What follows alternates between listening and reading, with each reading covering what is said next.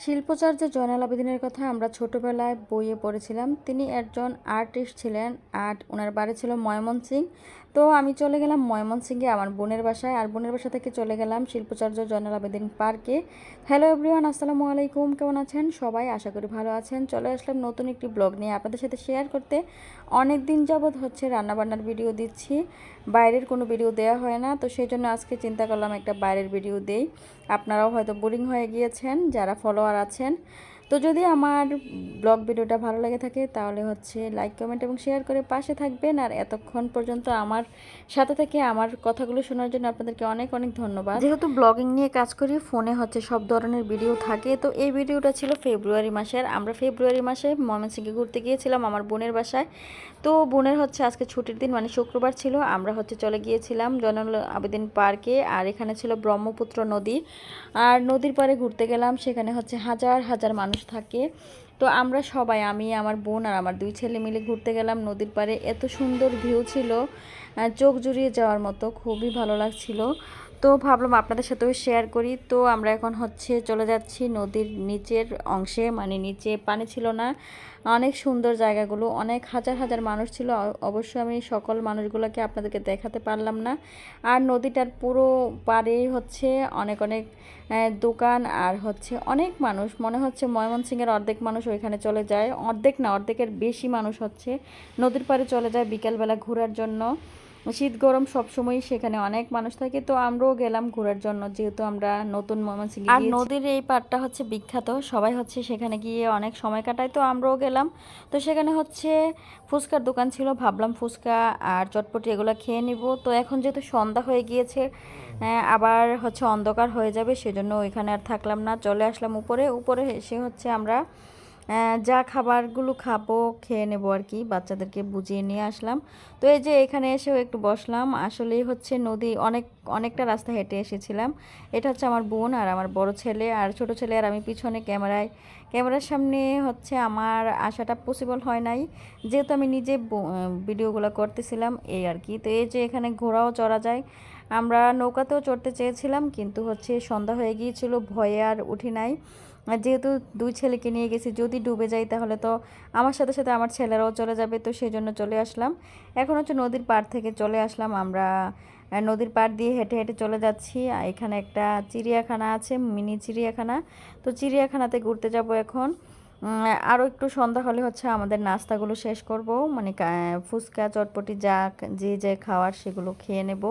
তো এই যে আমরা পুরো নদীর পাড়টাতেই এই রাস্তাটা, আর হাজার হাজার মানুষ এখানে বিভিন্ন মেলার মতো বসে থাকে, এই যে বাচ্চাদের খেলনাপাতি নিয়ে। আর ছোট ছোট দোকান আছে অনেক। আর এখানে আমরা ওইখান থেকে ঘুরে চলে আসলাম মিনি চিড়িয়াখানা। এখানে একটা ছোট্ট চিড়িয়াখানা আছে। তো এই যে টিকিট নিয়ে নিলাম, টিকিট নিয়ে এখন ভিতরে চলে যাব। আসলে সন্ধ্যা হয়ে গিয়েছিল, বেশি একটা ভালো করে ভিডিওগুলো করতে পারি না। এই যে প্রবেশ পথ দিয়ে আমরা ভিতরে চলে গেলাম টিকিটগুলো দিয়ে। তো এখন গিয়ে কিছু যা আছে এখানে চিড়িয়াখানার ভিতরে পশু পাখি, এগুলো একটু দেখে নিলাম। দেখে ভিতর দিয়ে আমরা বের হওয়ার জন্য আমরা অন্য রাস্তায় চলে গিয়েছিলাম ভুল করে, যেহেতু আমরা নতুন এসেছি এখানে, ময়মনসিংহে কিছুই চিনি না। আমার বোনও বের হতে পারে না। আমরা যদি যাই সেখানে বেড়াতে, তারপরে আমার বোন আমাদেরকে নিয়ে বের হয় একটু। এই যে চিড়িয়াখানার সাইডে যে মানে সজারু, তারপরে ময়ূর, আরও অনেক কিছুই ছিল, সবগুলোকে দেখা যাচ্ছিল না। আর ভাল্লুকটা দুইজন ভাল্লুক একসাথে ছিল, মানে দুইটা ভাল্লুক, দুইজন না। তো ওরা ঘুমাচ্ছিল, ওদের স্ন্যাপটা আমি নিয়েছিলাম, কিন্তু এখানে অ্যাড করা হয় নাই। অনেক ভালো লাগছিল ওদেরকে, অনেকেই ডিস্টার্ব করতেছিল ঘুমায় কেন, তো এই আর কি। তো এই যে সব মিলিয়ে ভিডিওটা কেমন হলো আপনারা জানাবেন। এখন আমরা ভুল রাস্তা দিয়ে চলে যাচ্ছিলাম, ভাবছিলাম এদিক দিয়ে হয়তো নামা যাবে, মানে আমরা বের হয়ে যেতে পারবো, চিড়িয়াখানায় ঘোরাঘুরি শেষ। পরে দেখলাম যে না, এদিক দিয়ে তো বের হওয়া যায় না, এদিকে আরেকটা পার্কের আরেকটা অংশ। তো ওইখান থেকে আমরা বের হয়ে আবারও চিড়িয়াখানার এই পাশ দিয়ে বের হয়ে গেলাম। বের হয়ে এখন ফুচকা আর চটপটি, সরি, ফুচকা আর ঝালমুড়ি নিয়ে নিলাম, যা ইচ্ছা তা খেয়ে নিল। এই যে আমরা কিন্তু এখানের সিকিউরিটি গার্ডকে জিজ্ঞেস করলাম, যেহেতু আমরা চিনি না কোথায় যে ফুচকা চটপটি আর চাপ পাওয়া যাবে। যেহেতু রাত মানে সন্ধ্যা হয়ে গিয়েছে, এখন তো বাসায় গিয়ে রান্নাবান্না করা পসিবল না। তো ভাবলাম সন্ধ্যার নাস্তা এখানে করে নেই। তো এই যে কেউ ফুচকা, কেউ ঝালমুড়ি, যার যেটা ভালো লাগলো সেটা খেয়ে নিলাম। তারপরে হচ্ছে এখন চলে যাব আমরা চাপের জন্য। যেহেতু রাত হয়ে গিয়েছে, ভাবলাম বাইরে থেকে খাবারটা নিয়ে নেই, বাসায় গিয়ে আর মানে খাবারের কোনো দরকার নেই অ্যারেঞ্জ করার।